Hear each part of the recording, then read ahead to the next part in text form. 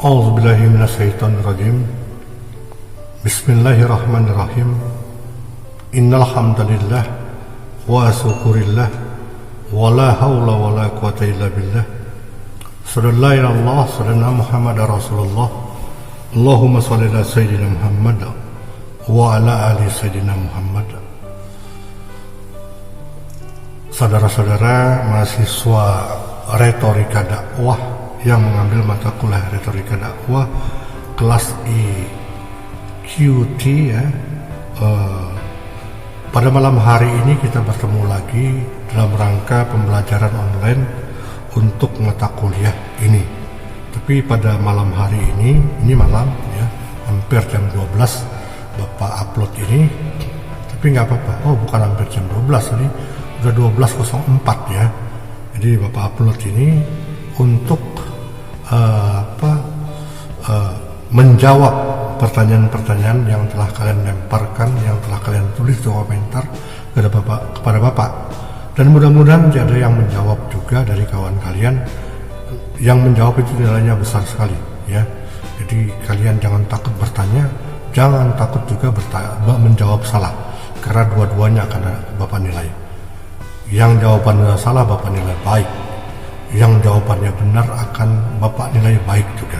Yang penting bagi Bapak kalian bertanya ya. Oke, Bapak mulai dulu mengabsen kalian ya. Mengabsen kalian yang sudah menghadiri kuliah pertama, kuliah kedua ya, dan kuliah ketiga ya. Yang Bapak suruh kalian nonton masalah Islam itu ramah ya? Bukan itu ya. Mungkin ini nonton rezeki tentang syukur ya, syukur kepada Allah. Ini Bapak absen dulu ya, langsung Bapak jawab kalau ada pertanyaan nanti. Assalamualaikum Pak, saya M.E. bin Rajab Sihombing EQTB. Sebelum Pak hadir Pak, nama Widya Puspitasari B juga ya. Assalamualaikum Ustaz, hadir, nama saya Nurul Fitriono ya. Bapak sudah nggak hadir. Terus Assalamualaikum Ustaz, hadir, Gita Novitasari, ini yang A ya. Terus saya Ustaz, hadir, nama Marela Yusniti, Prodi EQT B ya. Terus Assalamualaikum Pak, hadir, Indah Khairunisa ya, alhamdulillah. Terus yang ini, Assalamualaikum Ustaz, mohon maaf sebelumnya Ustaz, saya Hikmahton Nazilah Prodi IKT A, ingin bertanya, apabila kita berada di daerah yang mereka semua kekeh menggunakan adat lama seperti sesajen saat ada acara tertentu, apalagi kita adalah seorang pendatang, saat kita sedikit mengingatkan mereka, tapi mereka malah memandang sinis atau tidak suka. Lalu dalam menghadapi masalah ini kita harus mengambil resiko. Sikap bagaimana Ustadz? Mohon penjelasannya. Ya, bagus sekali pertanyaan kamu ya. Jadi memang ada sekarang ini masih memakai adat istiadat yang sulit sekali kita bongkar adat istiadat itu. Tapi jangan pernah menyerah. Rasulullah Sallallahu Alaihi Wasallam itu dia berdakwah di kota Mekah ya. Berdakwah di kota Mekah itu sampai 13 tahun. Karena adat istiadat jahiliyah ya, orang-orang Quraisy ini jahiliyah sekali. Makanya sulit Rasul untuk masuk. Tapi Rasulullah tidak pernah berhenti untuk berdakwah. Ud'u ila sabili rabbika bil hikmah wal mau'izatil hasanah wajadilhum billati hiya ahsan. Ya, jadi jangan pernah kamu lelah, jangan pernah kamu berhenti untuk berdakwah. Ajarkan yang bisa kamu ajarkan. Jangan pernah lalai, jangan pernah takut orang mengejek kita. Dakwah itu ajaklah, ud'u ila, ajaklah ya, sabili rabbika bil hikmah, mereka dengan cara yang hikmah, yang baik, wal mau'izatil hasanah ya, Jadi kalau memang mau berdiskusi, berdiskusilah yang baik. Maaf Bapak batuk, tapi bukan corona mudah-mudahan ya. Jadi kalau kita menghadapi seperti itu memang harus perlahan-lahan, jangan ngebut satu-satu kita datangi ya, ada tahapan-tahapannya. Nanti Bapak jelaskan tahapannya. Kalau memang ini tidak banyak pertanyaan, nanti kita buka ya. Bapak akan buka teknik-teknik yang harus dilakukan dalam kita berdakwah kepada orang-orang yang lebih kental ya, sesajennya, terus lagi 7 bulanan, ratus harian dalam lain-lain gitu ya. Jadi sulit, tapi jangan pernah menyerah dalam kesulitan itu, karena Allah selalu bersama orang-orang yang ingin menyampaikan kebaikan kepada hamba-hambanya. Jadi jangan pernah kalian lelah untuk itu. Terutama mohon kepada si Hikmatun Nazilah ya. Memang itu tantangan kita. Tantangan kita ini adat istiadat. Ya, di Bengkulu banyak sekali adat istiadatnya. Tapi tidak punya adat. Nah, ini yang jeleknya. Dia mau beradat istiadat tapi nggak punya adat. Nggak punya adat gitu ya. Ini sulit sekali. Cuma yakinlah ya, Bapak masuk ke Bengkulu yang tadinya masjidnya tidak apa-apa, masjidnya nggak ada apa-apa, begitu masuk Bapak bagaimana besar ombak, sekarang masjid itu sudah sholat Jumat ya. Dan pengisinya juga banyak sekali dari orang-orang luar. Jadi jangan pernah takut ya, terus kita beribadah, mengajak orang untuk ke jalan kebaikan ya. Nanti lambat laun ya, adat istiadat yang mereka lakukan itu juga akan tersingkirkan sendirinya kok ya. Gitu ya. Nuzulul nuzulul lagi ya, Hikmatun Nazilah ya. Jadi yakinlah bisa, kamu bisa ya, tapi pelan-pelan.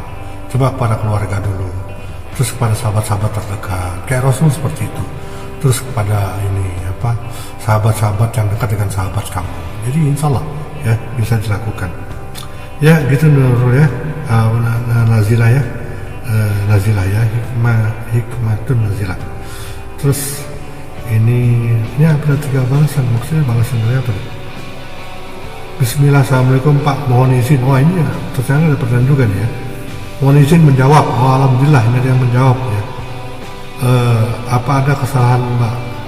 Izin menjawab dan mohon maaf ada kesalahan Mbak. Begini Mbak, saya pernah mendengar dan membaca materi tentang hal tersebut. Ketika kita berdakwah, maka hal tersebut hal biasa. Ya betul, kita berdakwah itu tujuannya mengingatkan, mengajak, merangkul orang-orang sekitar kita, bukan memaksa mereka untuk berubah. Ya, hal tersebut dengan singkat, tapi kita harus bersabar. Ya, terus dengan penuh sabar dan keikhlasan. Ya, jawaban si Ayu Novitasari ini Bapak nilai kamu bagus sekali menjawab, tapi bukan dari YouTube ya, bukan dari Google ya. Awas, kamu harus ini ngomong sama Bapak bahwa kamu dapat sendiri ini jawabannya ya. Boleh kalau ngambil di Google Bapak nggak suka ya. Ya jawaban kamu bagus ya, Bapak akan nilai bagus juga kalau memang ini datangnya dari buku tapi tidak dari dari Google ya. Oleh Pak Bos. Nah ini terus hikmah juga. Dia terima kasih saya sampaikan kepada saudara Ayu atas responnya. Terus Ayu bisa tidak jelas sama Mbak, mohon maaf Mbak kalau kurang pas. Ya harusnya jangan ke Nazilah tapi ke Bapak ya, kamu ininya ya. Kamu menjawabnya ke Bapak, nanti yang ngasih nilai Nazilah ke Bapak gitu. Ayo mau kamu apa tuh, harus komen kamu ya. Oke, tapi jawaban kamu bagus ya, si Novitasari ini, Ayu Novitasari. Bapak respect dengan kamu ya. Alhamdulillah ini kamu satu-satunya orang yang sudah menjawab. Bapak mau lihat lagi jawaban-jawaban dari yang lainnya ya. Ya terima kasih ya Ayu ya. Terus ini Assalamualaikum, saya hadir Pak, nama Anisatul Aulia, ilmu Al-Quran 4B ya. Belum bertanya. Terus siapa lagi? Assalamualaikum Pak, Agnes Anggara 4B belum bertanya. Pak hadir nama Oktara Anggita pribadi belum bertanya. Hadir Pak Marvin, belum bertanya. Assalamualaikum warahmatullahi wabarakatuh. Hadir Pak Fauzan Rasid, NPM Sian Iya, belum bertanya juga. Hadir Pak Prodi Ilmu Al-Quran dan Tafsir 4A, ini Zeni Arensi, belum bertanya. Terus ada lagi Ilmu Al-Tafsir Lokal B, ini namanya Wahyu Putra, belum bertanya. Terus hadir Surati Lasri, belum bertanya. Terus Hikmato Nazilah, ya ini belum bertanya lagi. Terus Farida Noviani hadir, belum bertanya. Nah ini kayaknya bertanya nih ya. Assalamualaikum warahmatullahi wabarakatuh. Assalamualaikum warahmatullahi wabarakatuh. Waalaikumsalam warahmatullahi wabarakatuh.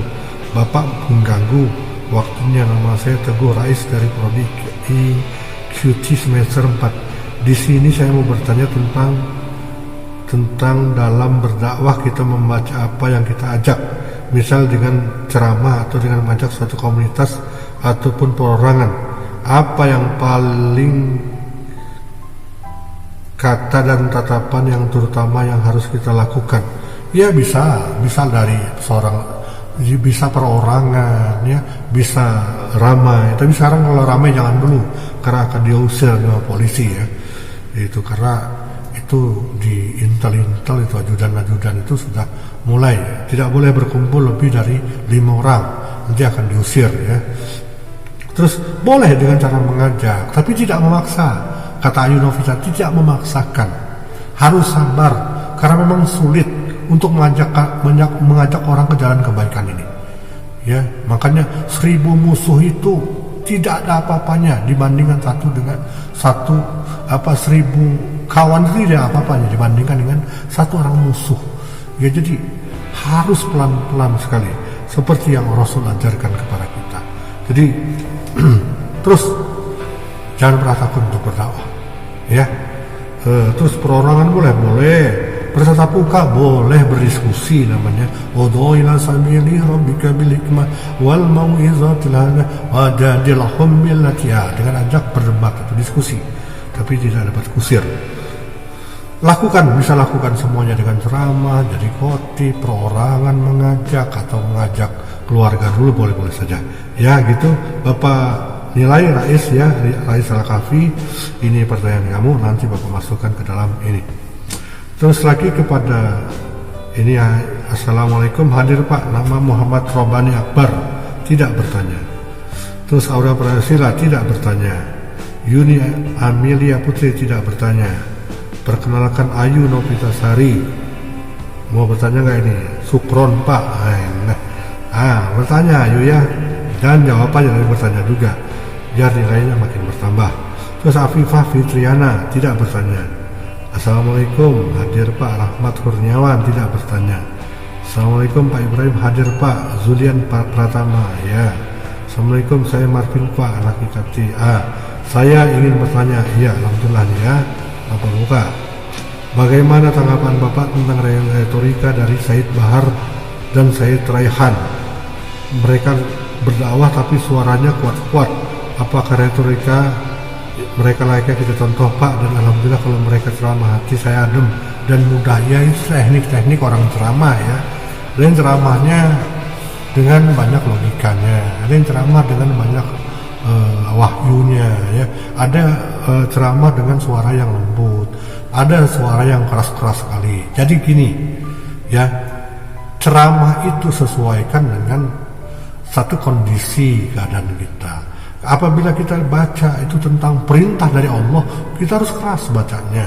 Ya ayyuhallazina amanu kutiba alaikumusiyam, kutiba alaikumusiyam kama kutiba alal ladzina min qablikum la'allakum tattaqun. Itu perintah harus keras, tapi enggak terus dulu monoton keras terus.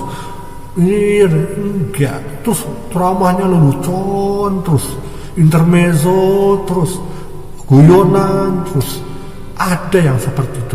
Semuanya ada kelebihan, ada kekurangan ya. Bapak cerita, kadang cerita ceramah itu intermezzo dengan cerita-cerita cerita-cerita tentang Nabi, tentang Rasul, sahabat, tentang umat Islam yang mempunyai pendirian kuat, mempunyai keteguhan, tentang syahidnya para sahabat segala macam. Bapak lebih ke arah sana ya, ke sejarah, karena Bapak dulunya dosen sejarah, sekarang dosen psikologi, terus suruh ngajar tasawuf ya, ini suruh ngajar retorika dakwah ya, insya Allah bisa lah ya. Jadi mimik ya, kalau kamu lagi sedih bacanya campur lihat kesedihan, ya Allah yang maha kasih, ampunilah ya Allah doa hamba. Wah itu kan pakai nangis kita. Tapi kalau waktunya kita keras-keras, waktunya lembut-lembut gitu ya. Harus ada mimik, gimik, simik. Dalam ilmu psikologi itu ada gimiknya seperti apa, mimiknya seperti apa, simiknya seperti apa, gesturnya seperti apa, gastaronya seperti apa. Jadi ada semua dalam ilmu psikologi teknik-teknik ini. Jadi gak keras-keras terus, ada lembut-lembut. Assalamualaikum warahmatullahi wabarakatuh, alhamdulillahirabbil alamin, assalatu wassalamu. Itu yang tidak bagus juga, terlalu lembut ya. Atau assalamualaikum, sama juga itu kerasnya. Jadi lihat kalimat yang akan kita sampaikan. Bila itu kalimat larangan boleh keras, bila itu kalimat perintah boleh keras. Tapi di ceramah intonasinya harus konsonan dan vokal harus kita pakai ya.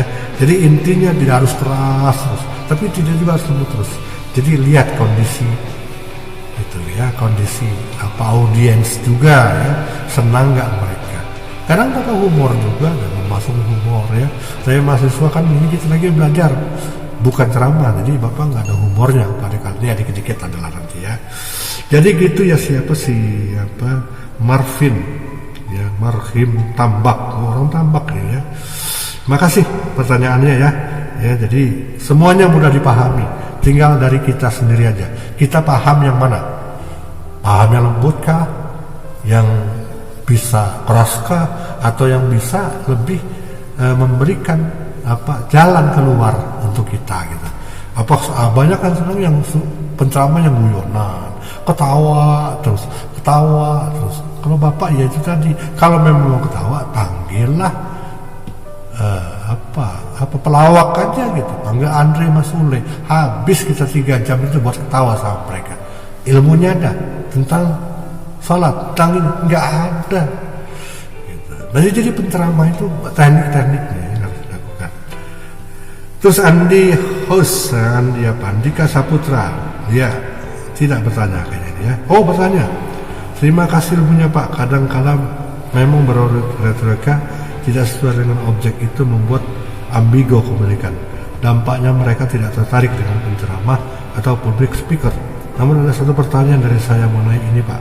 Semoga mendapat jawaban. Oke, bagaimana dengan ekspresi mimik wajah dan gerak tangan ketika berbicara berlebihan? Apakah ini berdampak pada jatuhnya wibawa audien? Ya, tadi Bapak pakai gerakan tangan, itu namanya gimmick, gerakan-gerakan.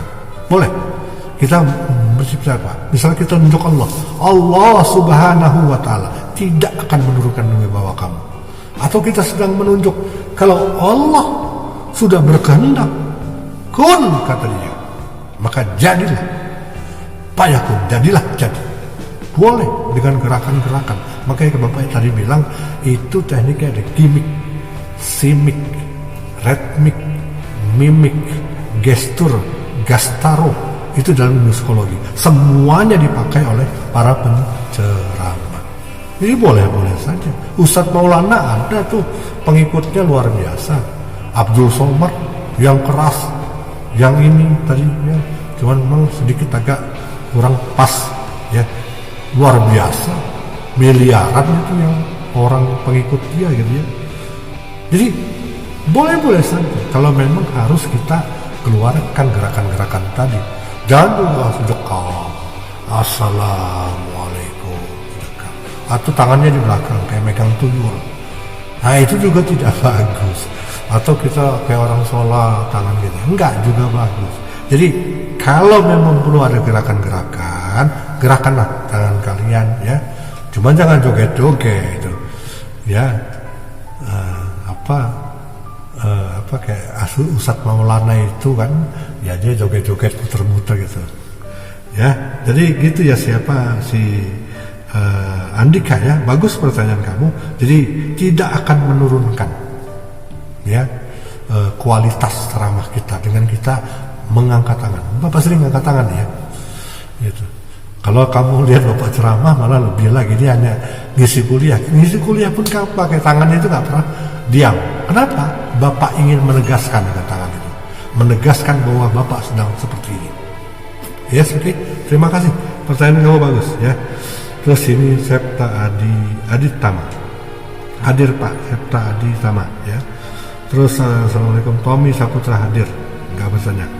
Sayyidah Ummu Zikriyah tidak bertanya. Septa Aditama lagi tidak bertanya. Assalamualaikum warahmatullahi wabarakatuh. Sebelumnya saya ingin bertanya Pak, ya oke, Bapak buka ya.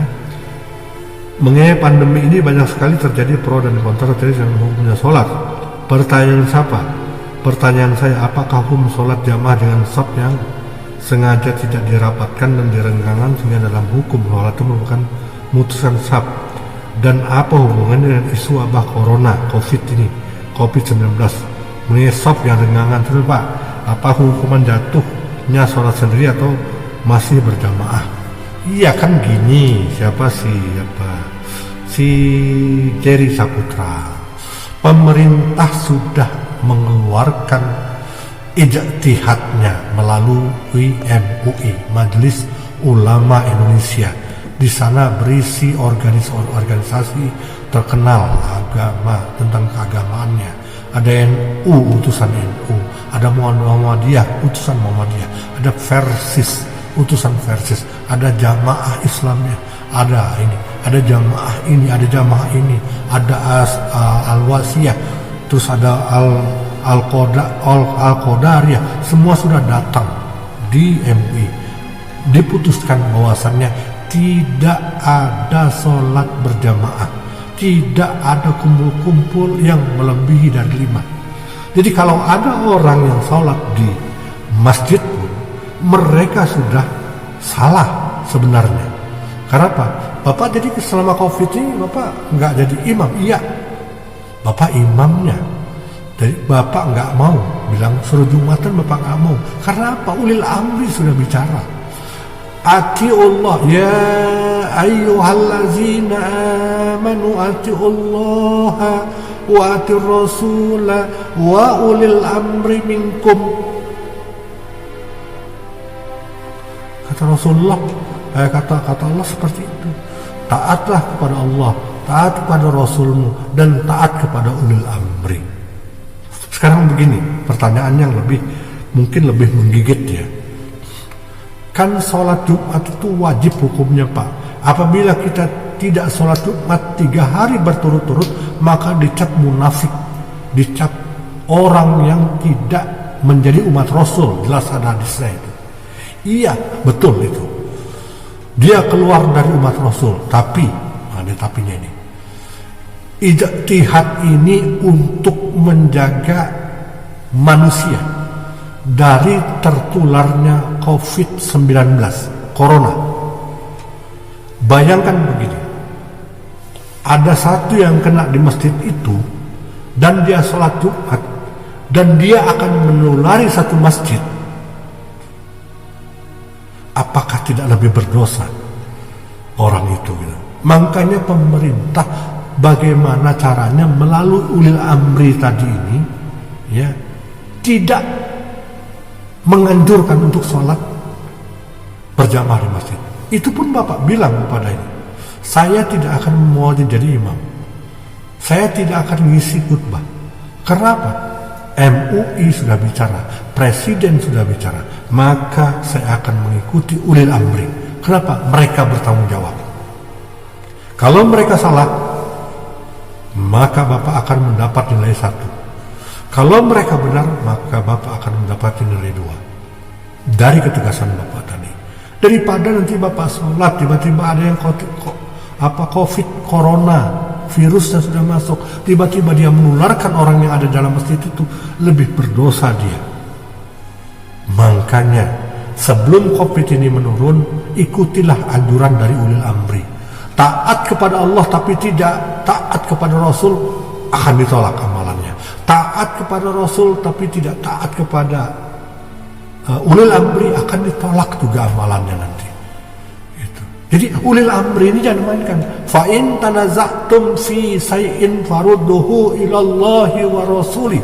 Bila kalian ada pertengkaran, ada perbedaan, maka kembalikan kepada Allah dan Rasulnya. Zalika fa in tanaza'tum fi shay'in farudduhu ilallahi wa rasul. Zalika khairun wa ahsanu ta'wil. Semoga kalian adalah orang-orang yang beruntung. Jelas ayatnya, An-Nisa 157. Baca lagi ya nanti. Jadi hukum memutuskan sab kalau masih ada COVID corona itu jangan memutus.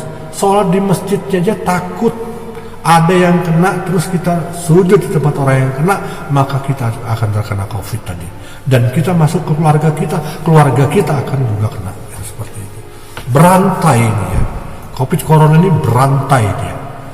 Makanya terus naik, tapi yang meninggal per hari ini sudah menurun daripada yang hari ini tidak ada yang meninggal. Vaksinnya sudah ditemukan. Mudah-mudahan kita tarawih bisa di masjid. Ini Istiqlal sudah mengeluarkan pengumuman. Mereka tidak akan imam besarnya mengatakan bahwa tidak akan ada tarawih di Istiqlal. Karena ditakutkan COVID ini masih menyerang. Dan katanya lagi sudah bermutasi dia. Jadi vaksin yang sekarang itu mungkin sudah nggak berlaku lagi nantinya. Ya, jadi itu. Kalau dia dalam keadaan tidak ada COVID corona, nggak boleh sapinya diputus-putus. Harus 1,5 meter, 1,5 meter, nggak boleh. Ya, jadi itu membuat kita salah nantinya. Jadi kalau 3 kali kita nggak sholat Jumat berturut-turut nggak apa-apa, Pak.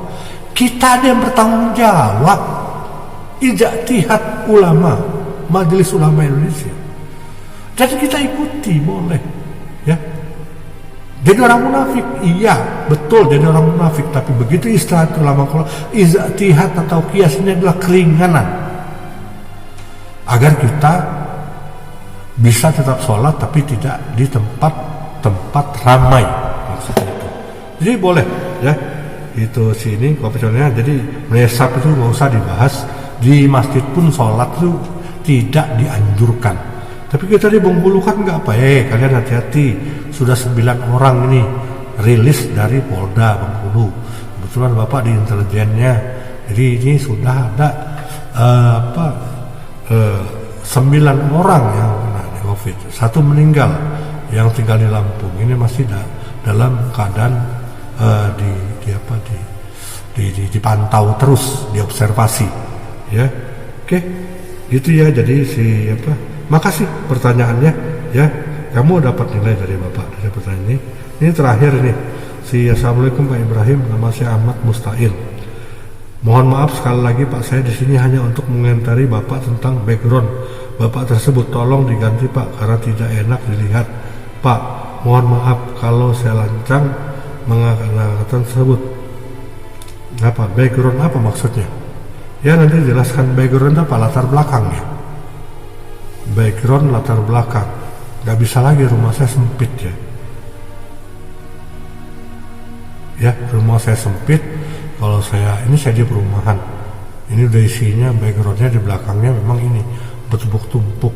Jadi kamu minta diganti apa gitu. Terus saya kasih musik pun tidak terlalu kuat, hanya untuk misalnya waktu saya terjam musiknya jalan pelan sekali, ya.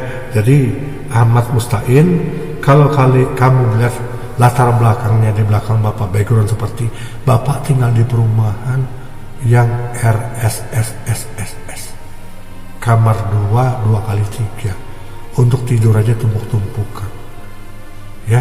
Jadi Bapak mau ganti apa? Ganti gambar pemandangan masjid segala macam? Gak mungkin. Terus Bapak belum bisa mengedit, ya. Ajudan-ajudan juga belum bisa mengedit, cara mengedit di belakang ini apa gitu. Bapak lebih baik yang seperti ini. Kalau kamu tanyakan background itu, kalau kamu tanyakan misalnya ada ini segala macam ya itu tadi ya, silakan kamu senang atau tidak senang, Bapak nggak bisa ganti apa-apa ya. Inilah baiti jannati Bapak gitu ya. Jadi tolong kamu hanya cukup belajar aja ya. Jangan diikut campurkan, apalagi background itu kalau nggak salah latar belakang ya. Latar belakangnya mau ganti apa gitu. Bapak nggak punya apa-apa ya, maaf Bapak nggak punya apa-apa ya. Sampai kamera pun Bapak jujur, Bapak kredit demi bisa ngisi kuliah ini. Jadi Ahmad Mustain kalau mau minta ganti di background memang nggak bisa. Inilah tempat Bapak apa adanya ya. Atau ke background obat-obatan, inilah yang bisa masuk di sini ini ya. Yang lainnya pun ada seperti ini. Dan inilah kamar satu-satunya yang bisa buat rekaman. Jadi Bapak minta maaf kalau nggak bisa memenuhi keinginan kamu ya. Oke, ini ada pertanyaan keduanya ya, season keduanya untuk ilmu tafsir Quran ya. Ini berapa orang? 32 orang ya. Ada pertanyaan? Oh ya nih, Fauzan ya. Assalamualaikum warahmatullahi wabarakatuh. Waalaikumsalam warahmatullahi wabarakatuh. Rahmat Ustaz, saya hadir, Fauzan Ar-Rasid. Terus pada kesempatan ini Fauzan ingin bertanya, Ustaz, bagaimana kita menanggapi zaman sekarang di mana banyak ustaz dadakan? Ya, ini dosen kamu ini ustaz dadakan ya, didadakan jadi ustaz ini ya. Hingga dari segi kiriman belum sampai, tapi sudah sok menjelaskannya, boleh-boleh saja ya. Ya kalau dia menjelaskan sesuatu, balighu anni walat, berbagi, boleh-boleh saja ya. Tapi terkadang penjelasan membuat perpecahan, nah ini yang salah ya. Kalau memang tidak tahu terlalu banyak, jangan sok pinter. Karena agama tidak bisa dipermainkan. Dia harus sesuai dengan Al-Quran dan Al-Hadits ya. Dia harus sesuai dengan ijma, dia harus sesuai dengan qiyas. Jangan masukkan masalah ibadah jadi masalah dunia, nanti jadi bid'ah namanya ya. Bid'ah, dolalah finnar, neraka ya. Jadi tidak bisa ya. Jadi ustadz dadakan sebenarnya nggak bisa dibilang dadakan ya. Ustadz baru mungkin yang junior ya, yang memang jam terbangnya belum banyak. Tapi ya silahkan, boleh-boleh saja kalau mereka mau, tapi harus disesuaikan dengan keilmuan yang mereka ada. Jangan berlebihan gitu. Bahasa Arabnya ngawur, amburadul, udah baca bahasa Arab. Lebih baik bahasa Indonesia lebih abdol ya, kalau memang harus menjelaskan dalam bahasa Arab. Jadi tidak bisa dikatakan bahwasannya ini. Terus jadi ustaz dadakan juga nggak bisa bilang dadakan ya. Ustaz junior dan senior. Jadi jam terbangnya. Kalau Ustaz Ibrahim ini Ustaz junior apa senior? Junior mungkin ya, karena memang Bapak Ustaz ini tidak pernah, bukan tidak pernah, jarang sekali mengisi ceramah-ceramah. Bukan tidak pernah. Ya, dalam sebulan paling 2 kali. Khutbah juga paling dalam sebulan 2 kali. Sebagai pengabdian masyarakat kita, dosen kita ini. Jadi bukan usaha dadakan, ini yang antara senior dan junior. Tapi kalau sudah pada pecah muat misalnya, ini haram, itu haram, ini haram, itu haram, terus dia tidak bisa memberikan solusi, itu dia memecahkan. Itu jangan coba-coba, pergi jauh-jauh lah ya. Jangan dekat-dekat orang yang tidak mengerti, tapi sok mengerti tentang apa yang disajikan orang lain. Itu. Jadi kamu benar Pak Ustaz. Jadi nggak boleh kalau baru bisa dikit, balighu anni walat, sampaikan saja yang sedikit tadi. Jangan berlebihan. Nanti akan adanya perpecahan nantinya ya. Ya oke, terima kasih Fauzan ya, pertanyaan kamu bagus sekali. Fauzan Al-Rasid ya. Terus lagi assalamualaikum Pak M. Ebin Rajab Sihombing. Tidak bertanya nama Oktara Agiat pribadi, tidak bertanya, tolong tanya ya, dan hadir aja gitu, jangan. Terus dari bertanya kalian jawab juga. Misalnya ada yang bertanya ini, kamu sudah lihat di YouTube, oh ada yang bertanya nih, saya akan jawab ya sebelum Pak Ibrahim gitu ya. Jadi jangan takut Pak takut salah. Ya Bapak memang cari kesalahan kalian. Kalau kalian sudah benar ya jadi dosen, jangan jadi mahasiswa gitu ya. Bapak cari kesalahan kalian untuk menilai kalian. Tapi saya salah terus nih Pak. Bapak kasih A malah. Jawaban kamu terus-terusan salah tiap ada video Bapak kamu tanggapi, ya video Bapak kamu tanggapi. Kamu ya kamu jawab terus gitu ya. Tapi saya nggak bertanya. Iya, jawab lebih baik daripada bertanya. Ya, oke. Ya, jadi Anggiar pribadi harus tanya. Ya, semakin banyak salah kamu, semakin kamu nilainya baik dari Bapak. Jangan takut untuk menjawab salah. Ya. Terus lagi ini ada, Assalamualaikum, saya hadir Pak. Anisatul Aulia. Ya. Enggak bertanya. Assalamualaikum hadir Pak Indah Khairunisa. Tidak bertanya. Terus Assalamualaikum warahmatullahi wabarakatuh. Waalaikumsalam warahmatullahi wabarakatuh. Hadir R. Teguh Rais. Tidak bertanya. Hadir Pak.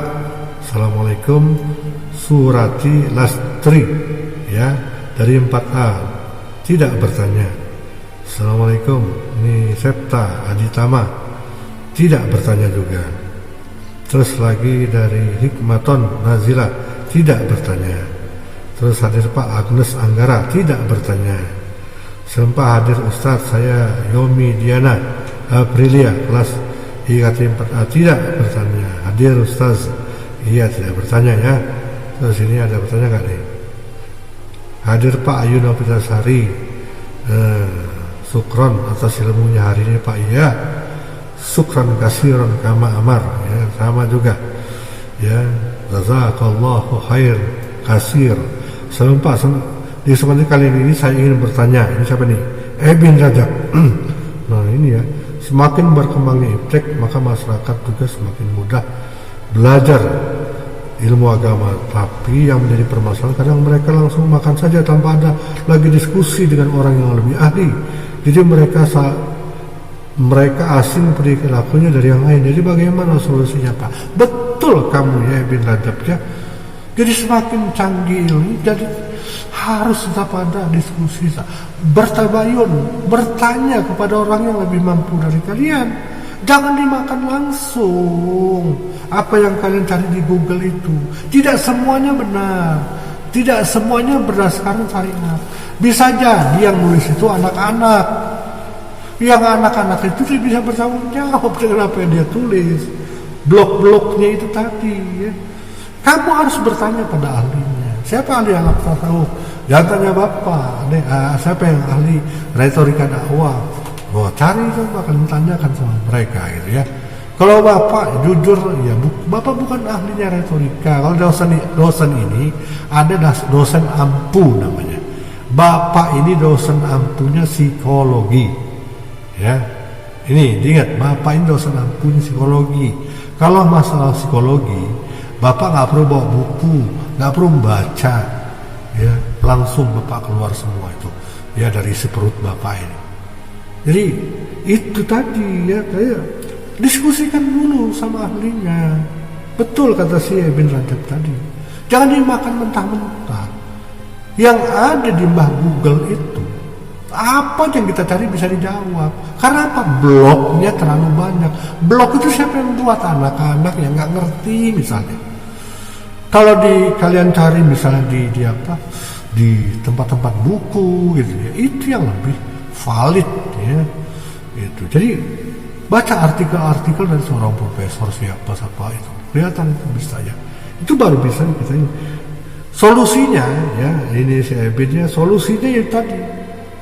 Bila itu ya kita beritahu pada dia bahwasannya apa yang kamu baca tidak sesuai dengan hadis, yang kamu baca tidak sesuai dengan Quran, yang kamu baca tidak sesuai dengan ini. Jadi banyak ya.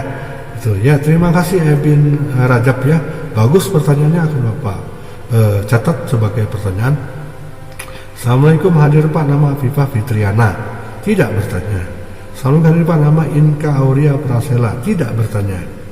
Assalamualaikum, hadir Pak, Farida Noviani. Tidak bertanya. Assalamualaikum, Mafin